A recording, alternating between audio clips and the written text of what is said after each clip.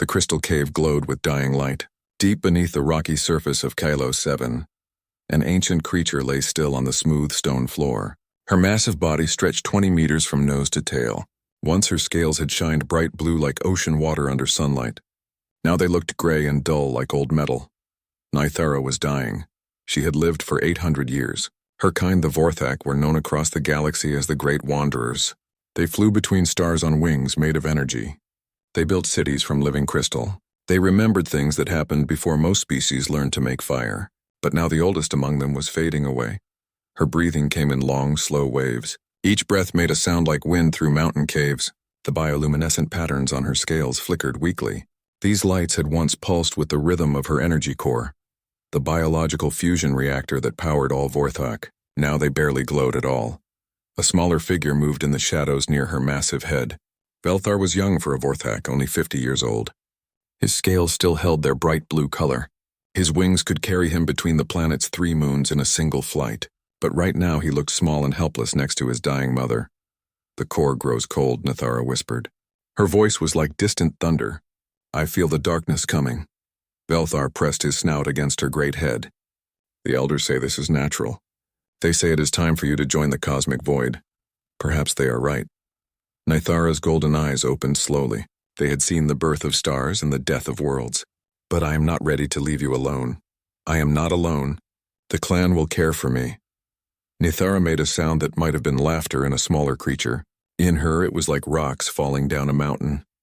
"The clan follows the old ways. They think death is just another journey. But you are different, young one. You question things. You wonder about new paths." Velthar had always been different. While other young Vorthak learned the ancient songs and practiced the traditional hunts, he studied the strange new creatures that had come to their world. Humans, they called themselves.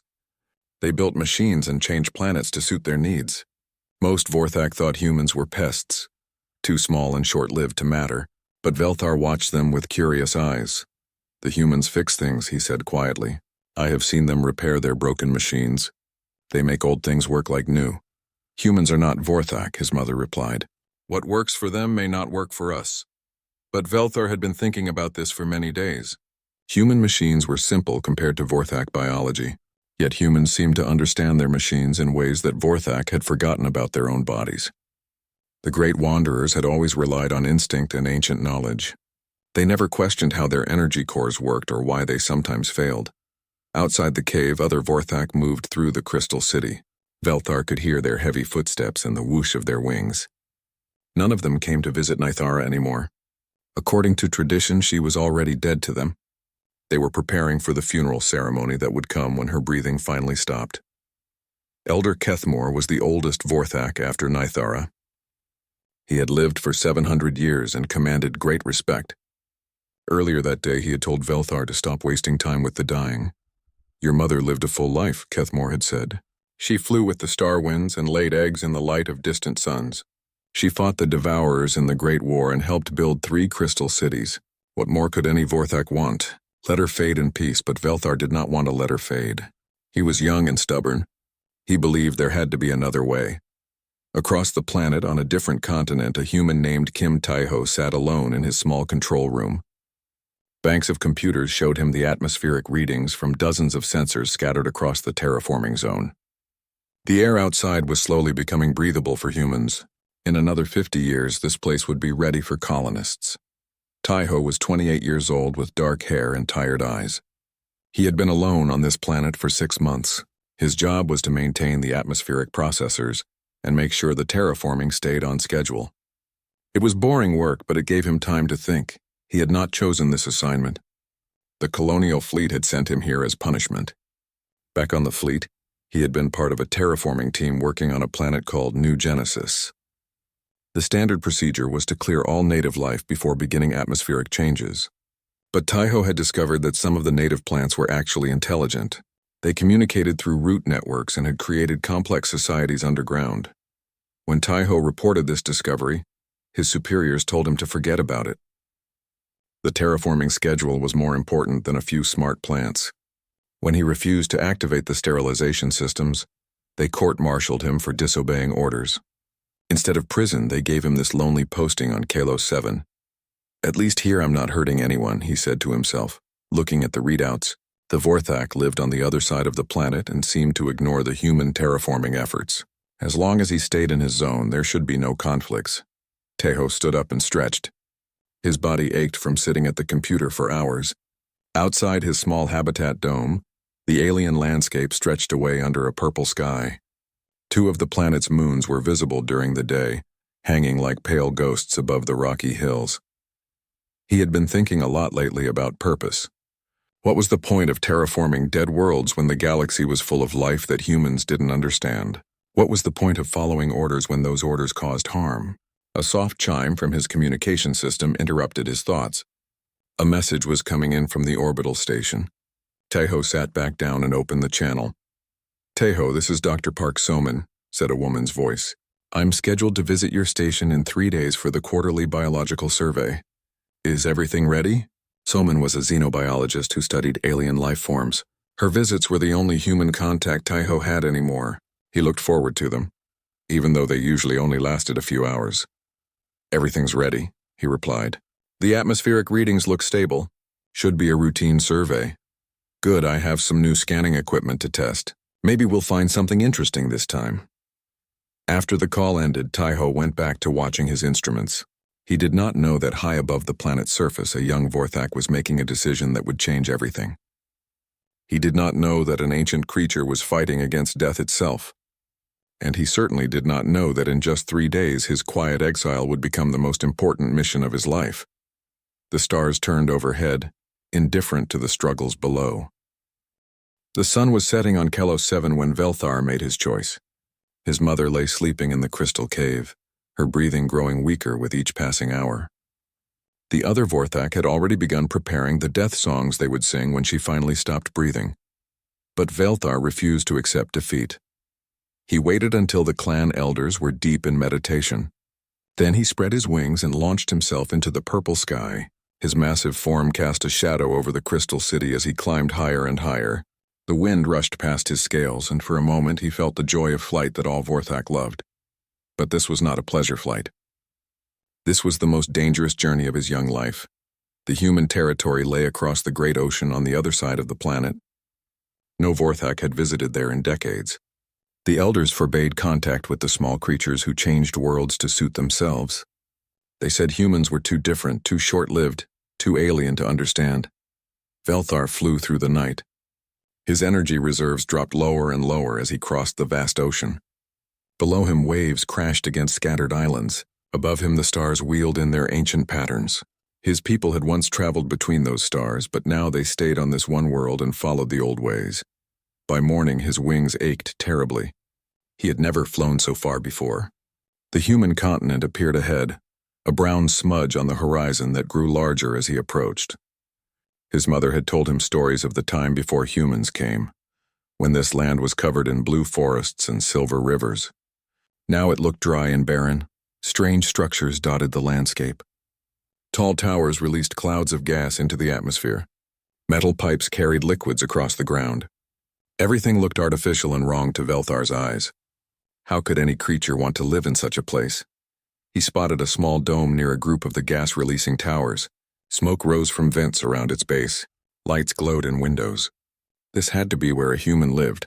Velthar was exhausted. His flight muscles cramped. His energy core ran dangerously low. He tried to land gently near the dome, but his legs gave out. He crashed into the rocky ground with a sound like breaking stone. Pain shot through his left wing. He lay still, gasping for breath. Inside the habitat dome, Kim Tejo jumped up from his morning coffee. The ground shook under his feet. Alarms started blaring from the atmospheric monitoring systems. He ran to the window and looked out. A dragon lay crumpled 30 meters from his dome. Tejo had seen pictures of Vorthak in the colonial databases, but seeing one in person was completely different. The creature was enormous, bigger than his entire habitat. Its blue scales caught the sunlight like jewels. Patterns of light flickered weakly along its sides. At first, Tejo thought it was dead. Then one golden eye opened and looked directly at him. Fear hit him like ice water.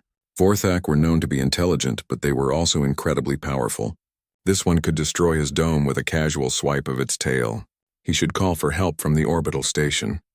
He should hide in the emergency bunker. Instead, he found himself walking toward the airlock.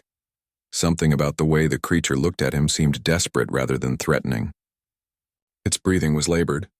The light patterns on its scales pulsed in a rhythm that reminded Taiho of a distress signal. He put on his environmental suit and cycled through the airlock. The alien air of Kalos 7 was still too thin for humans to breathe safely. His boots crunched on the rocky ground as he approached the fallen Vorthak. The creature's head was as big as a small vehicle. Its eye tracked his movement, but it made no attempt to attack. Instead, it made a low humming sound that seemed almost musical. "Easy there," Taiho said, though he doubted the alien understood human speech. "I'm not going to hurt you." Velthar studied the small creature that approached him. Humans were even tinier than he had imagined.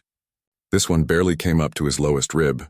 It wore a bulky suit that hid its real shape, but its movements seemed careful and unafraid.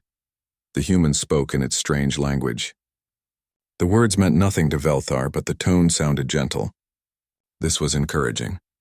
Velthar tried to remember the few human words he had learned from watching their activities.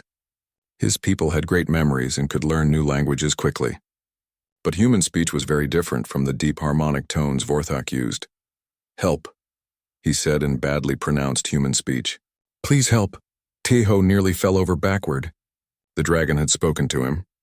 "You can talk," he said, then felt foolish. Of course it could talk. Vorthak were supposed to be as intelligent as humans, maybe more so. "Mother dying," Velthar continued, struggling with the unfamiliar sounds. "Need fix." Humans fix things. The pieces started coming together in Taiho's mind. This young Vorthak had flown across the planet to ask for help with something. Its mother was sick or injured, and somehow it had learned that humans were good at fixing things. "Your mother is sick?"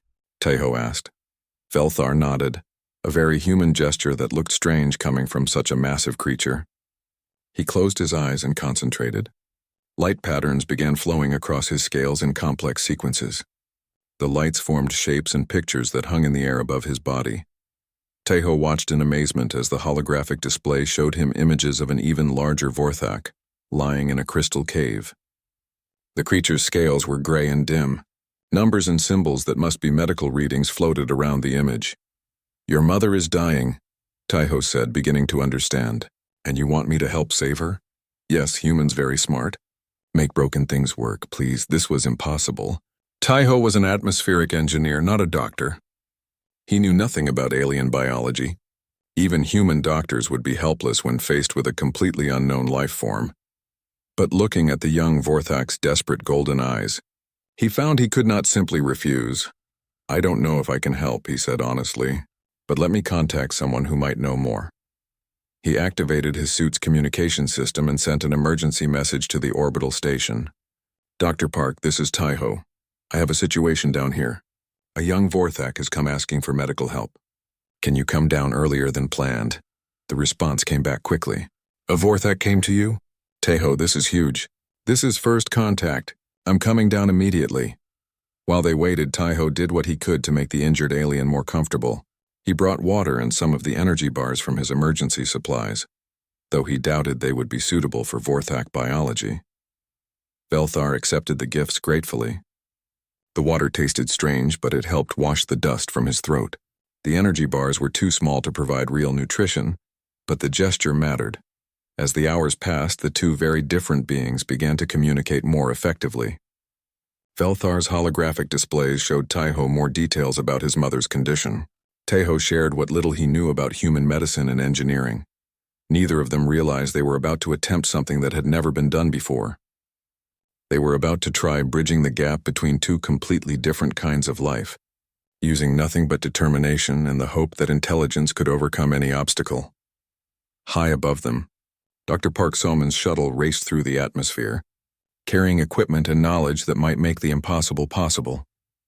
The real adventure was just beginning. Dr. Park Soman's shuttle landed in a cloud of dust near Taiho's habitat dome.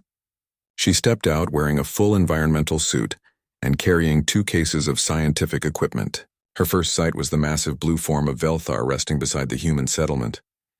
"Incredible," she whispered into her suit radio. "Taiho, do you realize what this means? No human has ever spoken directly with a Vorthak before." Taiho walked over to meet her. "He says his mother is dying. He wants us to help save her. Somin approached Velthar slowly, her hands visible and empty. The young Vorthak watched her with curious golden eyes. She had studied alien biology for 10 years, but this was her first time meeting a truly intelligent non-human species. "Hello," she said clearly. "I am Somin. I study how living things work." Velthar's scales shimmered with patterns of light. "You heal sick creatures?" "I try to understand them first. Then maybe I can help heal them." Over the next hour, Velthar showed them everything he knew about his mother's condition. His holographic displays painted detailed pictures in the air. Somin watched with growing amazement as biological readings and anatomical diagrams appeared around them. The Vorthak energy core was unlike anything in human medical databases. It was part biological organ, part fusion reactor, part quantum computer. It powered everything in a Vorthak's body, while also storing memories and processing environmental information. "This is fascinating," Somin said to Taiho. "Their biology is incredibly advanced. But if the energy core is failing, can it be fixed?" Velthar asked. Somin hesitated. "I need to see your mother. I need to study her condition directly. Would your people allow that?" Velthar's light patterns dimmed. "Elders say no outside help. They follow old traditions, but mother is dying. Maybe she will choose differently." "We have to try," Taiho said. "If there's any chance we can help, we should take it." The journey to the Vorthak settlement took 2 days. Velthar could not fly with his injured wing, so they traveled in Somin's shuttle while he glided alongside them. The landscape below changed from brown terraforming zones to the natural colors of untouched Kailo 7. As they approached Vorthak territory, crystal spires began appearing on the horizon. The structures grew from the ground like living things, their surfaces reflecting rainbow patterns of light. It was beautiful and alien at the same time. "No wonder they don't want humans terraforming their world," Somin said. "This place is perfect as it is." The crystal city was built into the side of a mountain. Caves and tunnels connected hundreds of chambers where Vorthak lived and worked. As their shuttle approached, other Vorthak began emerging from the caves. Their scales showed colors ranging from deep blue to bright green to silver white. Elder Kethmore was waiting for them at the landing area. His scales were darker than the others, almost black with age. Light patterns on his sides pulsed with angry red colors.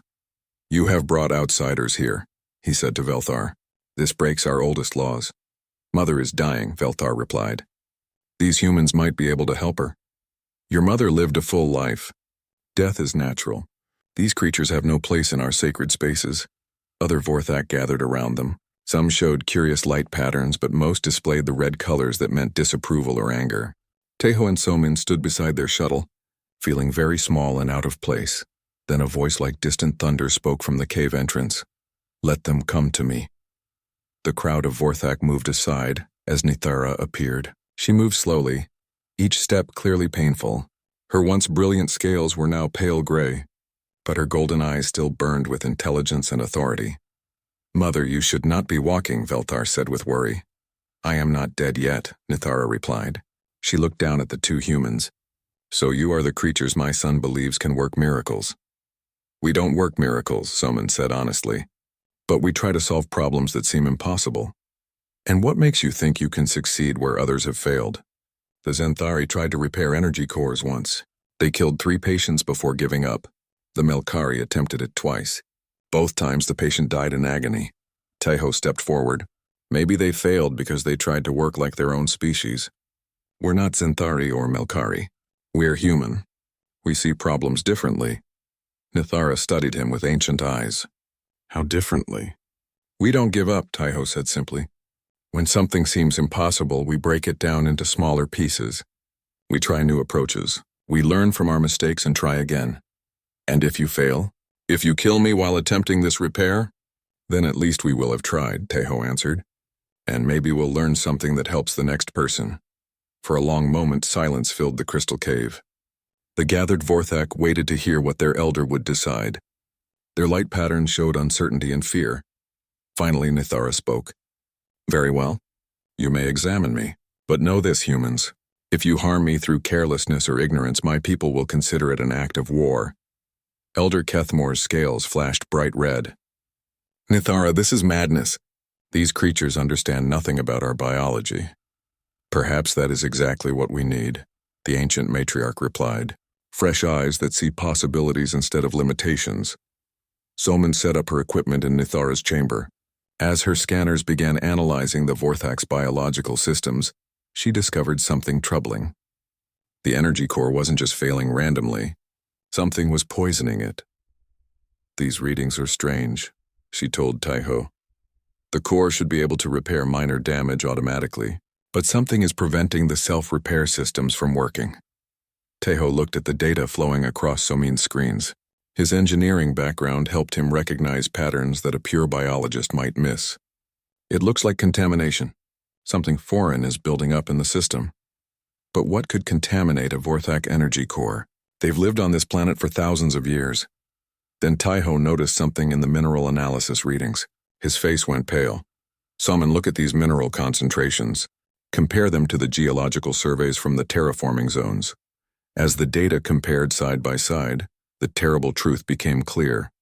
The terraforming process had changed the mineral composition of the planet's ecosystem. Plants and small creatures that Vorthak ate were absorbing new elements from the altered soil. Over decades, these foreign minerals had built up in Nithara's body, slowly poisoning her energy core. The terraforming is killing them, Soman whispered. Not just Nithara. Eventually it will kill all the Vorthak on this planet. Can the damage be reversed? Nithara asked.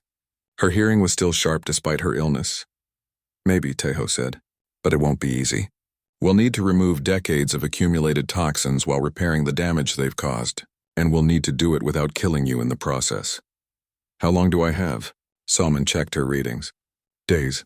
Maybe a week if you rest completely. Then we begin immediately, Nithara said. My son was right to seek your help. You see the problem clearly. Now let us discover if human solutions can save Vorthak lives. As the sun set over the Crystal City, 3 very different minds began working together on the most complex medical procedure ever attempted. They were about to discover that sometimes the most impossible challenges require the most human solutions. Dr. Park Soman's shuttle landed in a cloud of dust near Taiho's habitat dome.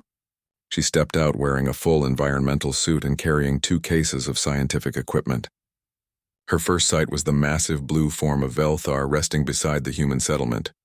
Incredible, she whispered into her suit radio. Taiho, do you realize what this means? No human has ever spoken directly with a Vorthak before. Taiho walked over to meet her. He says his mother is dying. He wants us to help save her. Soman approached Velthar slowly, her hands visible and empty. The young Vorthak watched her with curious golden eyes. She had studied alien biology for 10 years, but this was her first time meeting a truly intelligent non-human species. Hello, she said clearly. I am Somin. I study how living things work. Velthar's scales shimmered with patterns of light. You heal sick creatures? I try to understand them first. Then maybe I can help heal them. Over the next hour, Velthar showed them everything he knew about his mother's condition. His holographic displays painted detailed pictures in the air.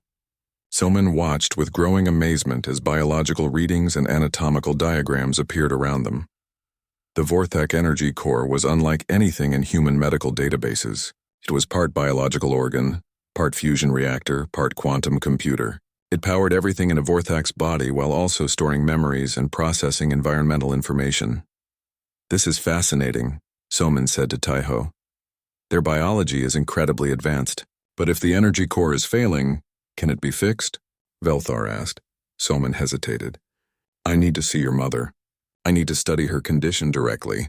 Would your people allow that? Velthar's light patterns dimmed. Elders say no outside help. They follow old traditions. But Mother is dying. Maybe she will choose differently. We have to try, Taiho said. If there's any chance we can help, we should take it. The journey to the Vorthak settlement took 2 days. Velthar could not fly with his injured wing, so they traveled in Soman's shuttle while he glided alongside them. The landscape below changed from brown terraforming zones to the natural colors of untouched Kalos 7. As they approached Vorthak territory, crystal spires began appearing on the horizon. The structures grew from the ground like living things, their surfaces reflecting rainbow patterns of light. It was beautiful and alien at the same time. No wonder they don't want humans terraforming their world, Soman said. This place is perfect as it is. The Crystal City was built into the side of a mountain. Caves and tunnels connected hundreds of chambers where Vorthak lived and worked. As their shuttle approached, other Vorthak began emerging from the caves. Their scales showed colors ranging from deep blue to bright green to silver white. Elder Kethamore was waiting for them at the landing area. His scales were darker than the others, almost black with age. Light patterns on his sides pulsed with angry red colors. "You have brought outsiders here," he said to Velthar. "This breaks our oldest laws." "Mother is dying," Velthar replied. "These humans might be able to help her." "Your mother lived a full life. Death is natural. These creatures have no place in our sacred spaces." Other Vorthak gathered around them. Some showed curious light patterns, but most displayed the red colors that meant disapproval or anger. Teho and Somin stood beside their shuttle, feeling very small and out of place. Then a voice like distant thunder spoke from the cave entrance. "Let them come to me." The crowd of Vorthak moved aside as Nithara appeared. She moved slowly, each step clearly painful. Her once brilliant scales were now pale gray, but her golden eyes still burned with intelligence and authority. "Mother, you should not be walking," Velthar said with worry. "I am not dead yet," Nithara replied. She looked down at the two humans. "So you are the creatures my son believes can work miracles." "We don't work miracles," Somin said honestly, "but we try to solve problems that seem impossible." "And what makes you think you can succeed where others have failed?" "The Zenthari tried to repair energy cores once. They killed 3 patients before giving up. The Melkari attempted it twice. Both times the patient died in agony." Taiho stepped forward. "Maybe they failed because they tried to work like their own species. We're not Zenthari or Melkari. We're human. We see problems differently." Nithara studied him with ancient eyes. "How differently?" "We don't give up," Taiho said simply. "When something seems impossible, we break it down into smaller pieces. We try new approaches. We learn from our mistakes and try again. And if you fail, if you kill me while attempting this repair, then at least we will have tried," Taiho answered. "And maybe we'll learn something that helps the next person." For a long moment, silence filled the crystal cave. The gathered Vorthak waited to hear what their elder would decide. Their light patterns showed uncertainty and fear. Finally, Nithara spoke. "Very well. You may examine me, but know this, humans. If you harm me through carelessness or ignorance, my people will consider it an act of war." Elder Kethmore's scales flashed bright red. "Nithara, this is madness. These creatures understand nothing about our biology." "Perhaps that is exactly what we need," the ancient matriarch replied. "Fresh eyes that see possibilities instead of limitations." Somin set up her equipment in Nithara's chamber. As her scanners began analyzing the Vorthak's biological systems, she discovered something troubling. The energy core wasn't just failing randomly. Something was poisoning it. "These readings are strange," she told Teho. "The core should be able to repair minor damage automatically, but something is preventing the self-repair systems from working." Taiho looked at the data flowing across Somin's screens. His engineering background helped him recognize patterns that a pure biologist might miss. "It looks like contamination. Something foreign is building up in the system. But what could contaminate a Vorthak energy core? They've lived on this planet for thousands of years." Then Taiho noticed something in the mineral analysis readings. His face went pale. "Somin, look at these mineral concentrations. Compare them to the geological surveys from the terraforming zones." As the data compared side by side, the terrible truth became clear. The terraforming process had changed the mineral composition of the planet's ecosystem. Plants and small creatures that Vorthak ate were absorbing new elements from the altered soil. Over decades, these foreign minerals had built up in Nithara's body, slowly poisoning her energy core. "The terraforming is killing them," Somin whispered. "Not just Nithara. Eventually it will kill all the Vorthak on this planet." "Can the damage be reversed?" Nithara asked. Her hearing was still sharp despite her illness. "Maybe," Taiho said, "but it won't be easy. We'll need to remove decades of accumulated toxins while repairing the damage they've caused, and we'll need to do it without killing you in the process." "How long do I have?" Somin checked her readings. "Days, maybe a week if you rest completely." "Then we begin immediately," Nithara said. "My son was right to seek your help. You see the problem clearly. Now let us discover if human solutions can save Vorthak lives." As the sun set over the Crystal City, Three very different minds began working together on the most complex medical procedure ever attempted. They were about to discover that sometimes the most impossible challenges require the most human solutions. The entrance to Nithara's energy core was hidden beneath her largest scale, just behind her massive shoulder. No outsider had ever been granted access to this sacred space.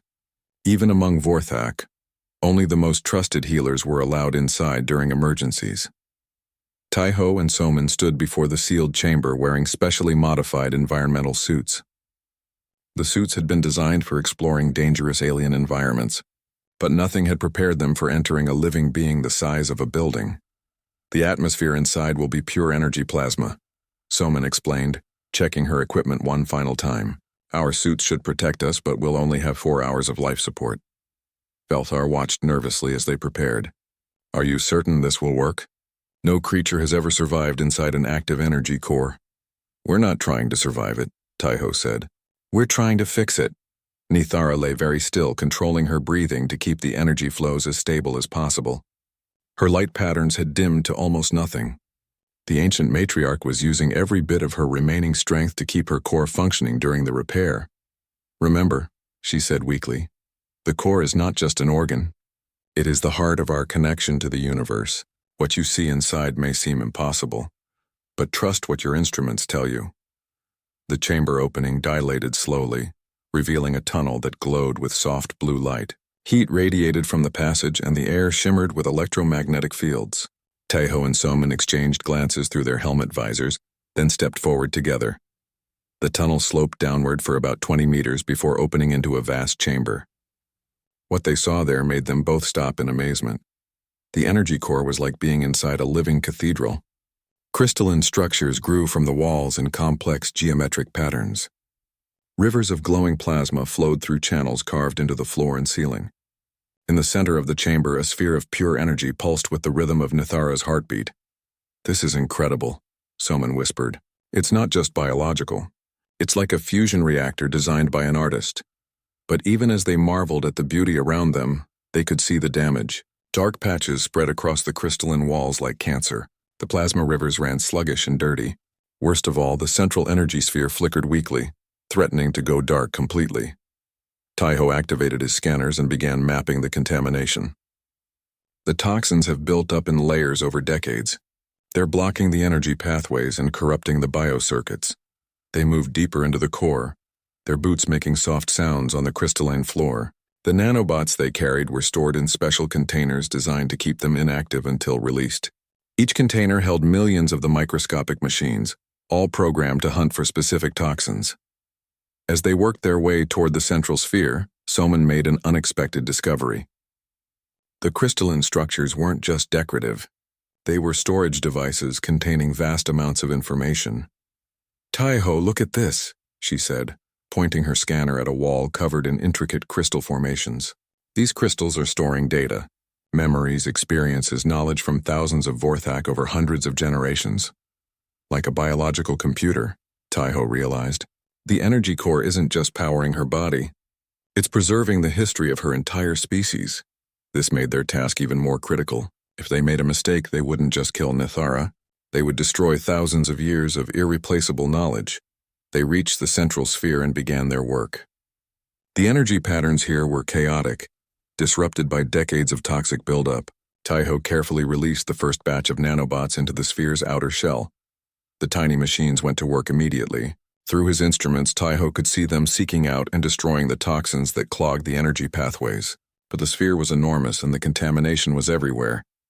We need more nanobots, Soman said, watching the slow progress on her scanner. At this rate, we'll run out of time before we clear even half the contamination. That was when Taiho had his most dangerous idea yet. What if we don't clean everything at once? What if we focus on the main energy pathways first, then let the sphere's natural repair systems handle the rest? That's incredibly risky, Somin replied. If we restart the sphere before all the toxins are gone, the contamination could spread through her entire body. But if we don't restart it soon, she'll die anyway. Her life support systems are failing. Around them, the core chamber began to shake. Nithara's heartbeat was becoming irregular. Her body was shutting down despite her efforts to stay conscious. They had to make a choice now. Tejo released all their remaining nanobots at once, sending billions of the tiny machines racing through the energy sphere. The effect was dramatic. Pathways that had been dark for years suddenly blazed with light. The central sphere began spinning faster, generating more power. But something went wrong. As the sphere accelerated, it began pulling contaminated plasma from damaged areas deeper in the core. The nanobots couldn't keep up with the spreading toxins. Alarms began sounding from their equipment. "The contamination is cascading," Somin shouted over the noise. "We're losing control."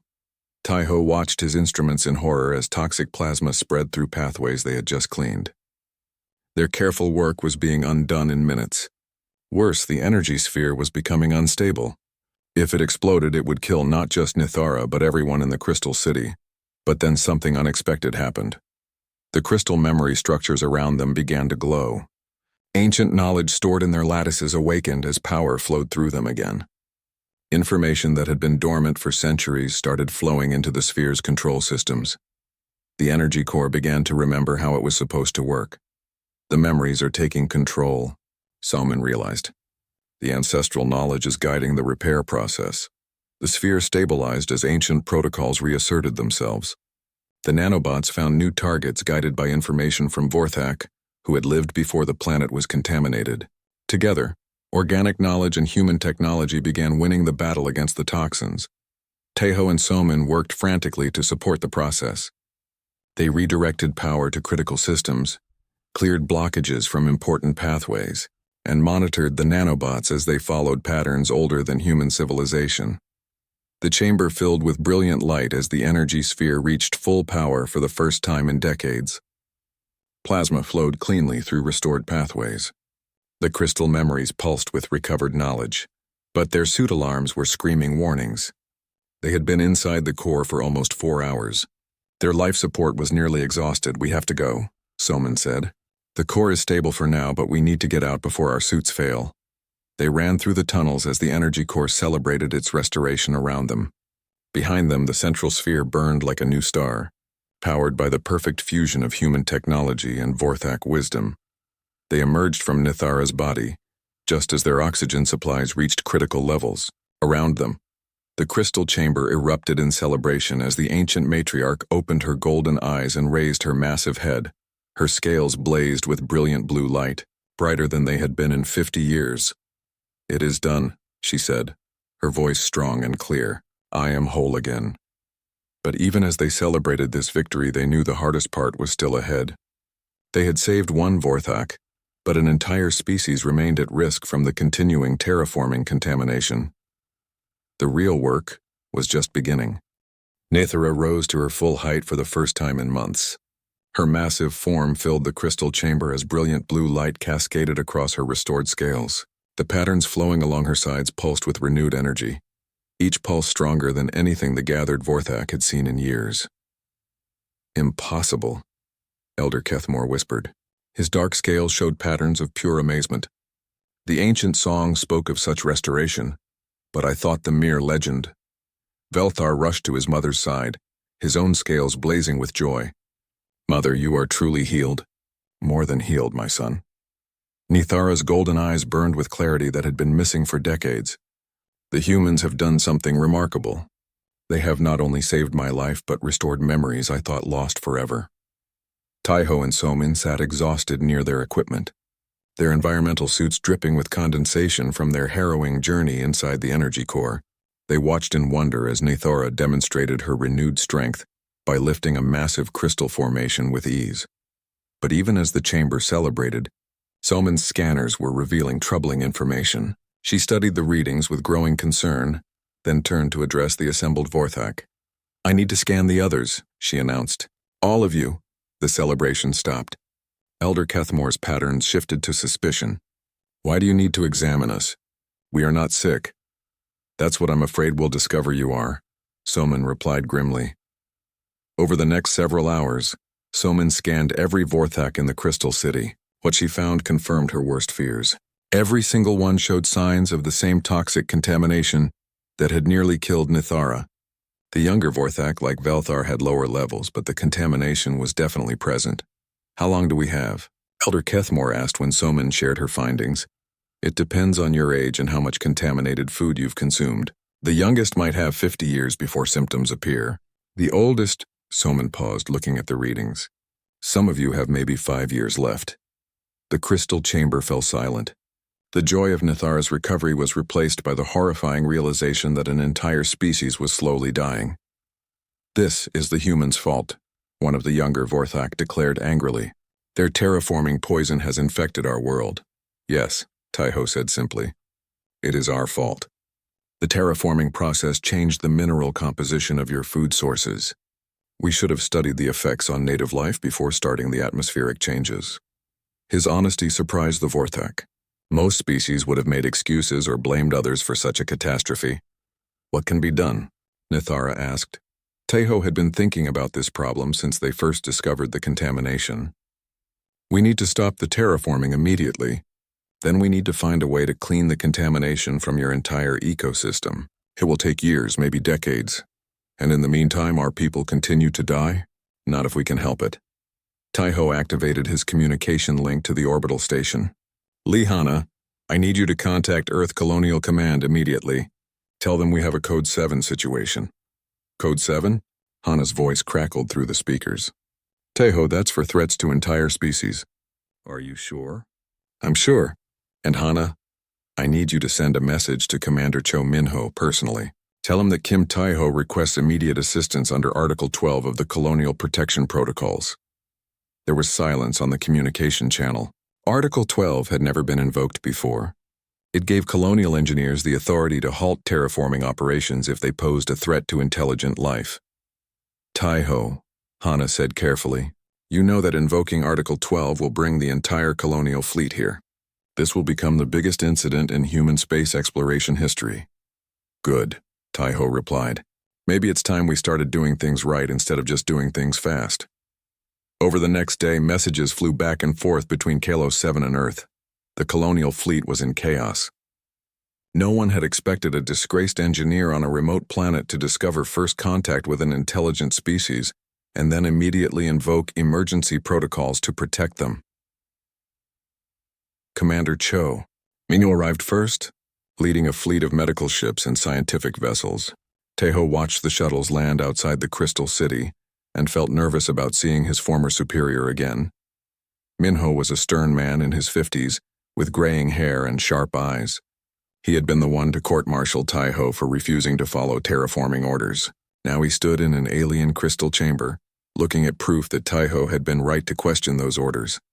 Engineer Kim, Minho said formally, your report states that human terraforming operations have inadvertently poisoned an entire intelligent species.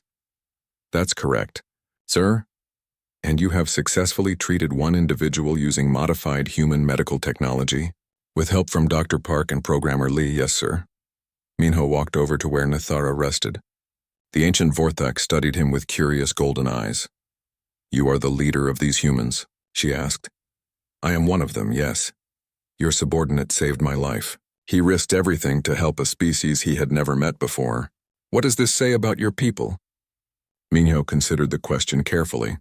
It says that we make mistakes, but it also says that some of us are willing to fix those mistakes no matter the cost, even when fixing them requires admitting fault, especially then. Nithara's light patterns shifted to colors that Velthar translated as approval and respect. Then, perhaps there is hope for both our species. Dr. Park Soman approached, Commander Minho with her latest findings. Sir, we've identified the exact toxins causing the contamination. We can manufacture the nanobots needed to treat the entire Vorthak population, but it will require converting our medical facilities to mass production. How long? 6 months to treat everyone. Maybe longer. And the cost? About the same as terraforming 3 planets. Minho nodded slowly. The colonial fleet would have to completely restructure their operations and spending priorities. Ships designed for terraforming would be converted to medical facilities. Resources meant for building human colonies would be used to save an alien species instead. Do it, he said. Full authorization. Whatever resources you need. As the sun set over Kalos 7, humans and Vorthak worked together to plan the largest medical operation in galactic history. But more than that, they were planning something that had never existed before. a true partnership between species. Taiho stood outside the Crystal City watching the human ships in orbit. 6 months ago he had been in exile. Now he was the architect of first contact. Velthar approached and settled beside him. "What happens after we are all healed?" "Then we figure out how to share this world," Taiho replied. "Your people have knowledge we need. We have technology you can use. Maybe together we can build something better than either of us could manage alone. A world where terraforming helps life instead of harming it?" Exactly. Above them, the stars wheeled in their ancient patterns. But for the first time in galactic history, 2 different species looked up at those stars and dreamed the same dreams. 6 months later, the Crystal City had become the most important place in known space. Human medical ships orbited Kalos 7, alongside Vorthak vessels that had returned from distant worlds. The treatment program had been a complete success. Every Vorthak on the planet was now free of the terraforming toxins. But more importantly, something unprecedented had grown from the crisis. The first interspecies research facility in galactic history now stood where the terraforming station used to be. Human engineers worked alongside Vorthak biomasters in laboratories that combined the best of both technologies. Taiho walked through the facility's main corridor, marveling at what they had built together. Vorthak crystal technology powered systems that human engineers could never have imagined. Human manufacturing techniques allowed Vorthak to create tools they had only dreamed about. In one laboratory, Dr. Park Soman worked with a team of young Vorthak to develop new medical scanners. The devices combined human precision with Vorthak biological understanding to create healing tools that could work on any species. The applications are endless, Soman explained to a group of visiting scientists from Earth. Vorthak energy manipulation techniques could revolutionize human medicine, and our nanobots can be adapted to help other species we haven't even met yet. Lee Hanna had transferred from the orbital station to work full-time at the research facility. Her programming skills, combined with Vorthak memory crystal technology, were creating computer systems unlike anything in the galaxy. "Look at this," she showed Taiho, pointing to a crystalline computer interface. The Vorthak can store information in ways that last for thousands of years. But they never learn to process data quickly. Our computers can analyze their stored memories in seconds instead of centuries. "What are you finding in those memories?" "Star charts from before humans left Earth, detailed maps of habitable worlds, and most importantly, records of other species the Vorthak encountered over the millennia." This was perhaps the most exciting discovery of all. The Vorthak had met dozens of intelligent species during their travels between stars. Some had died out naturally. Others had been destroyed by wars or disasters. But many were still out there, waiting for contact. "We're not just building an alliance between humans and Vorthak," Hanna continued. "We're laying the foundation for a galactic community." In another part of the facility, Velthar worked with human engineers on the most ambitious project yet. They were designing new terraforming techniques that would improve planets without harming existing life. The old human methods were like using a hammer to perform surgery, Velthar explained to his mixed team of humans and Vorthak. "Effective but destructive. We need approaches that work with planetary ecosystems instead of against them." Their prototype atmospheric processor looked nothing like the massive industrial machines humans had used before. This device was grown as much as built, using Vorthak biological techniques to create systems that could adapt to any environment. "It learns," one of the human engineers said with amazement. "The processor studies the planet's existing ecosystem and figures out how to improve it gradually." "No more poisoning native species," Velthar added. "No more destroying existing life to make room for newcomers. We create abundance for everyone." The facility's main conference room hosted a very special meeting that day. Representatives from the United Earth Council had come to formalize the alliance between humans and Vorthak. But this was more than just a treaty signing. It was the birth of something completely new. Nithara entered the room slowly, her massive form requiring specially modified doorways. Her scales shone with perfect health, and her presence commanded respect from every being present. At 800 years old, she had become the unofficial ambassador between the two species.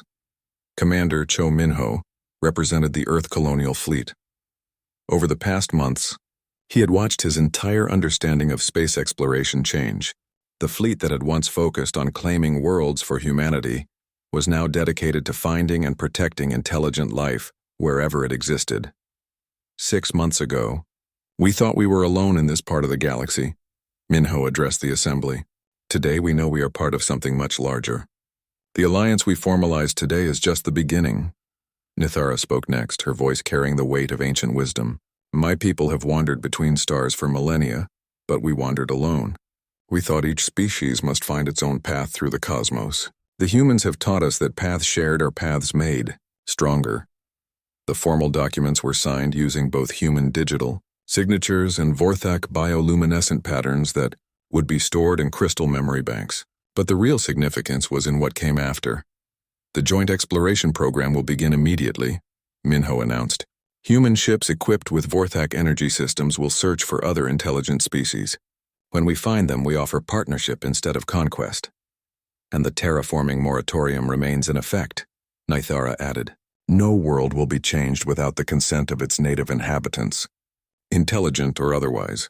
After the ceremony, Taeho found himself standing outside the facility as the sun set over Kalos 7. The landscape around him was neither the original alien wilderness nor the sterile human terraforming zone. It was something new, an environment where both species could thrive together. Velthar joined him, as he often did during these quiet moments. The young Vorthak had grown into a leader over the past months, serving as the primary liaison between species. Do you ever regret it? Velthar asked. Giving up your human colony to save us? We didn't give up anything, Taeho replied. We gained something much more valuable. A future where we don't have to choose between human progress and everything else in the galaxy. The other species won't all be as accepting as we were. Some will see humans as invaders no matter what we offer. Then we'll prove them wrong. One species at a time, one planet at a time. We'll show them that cooperation creates more than conquest ever could.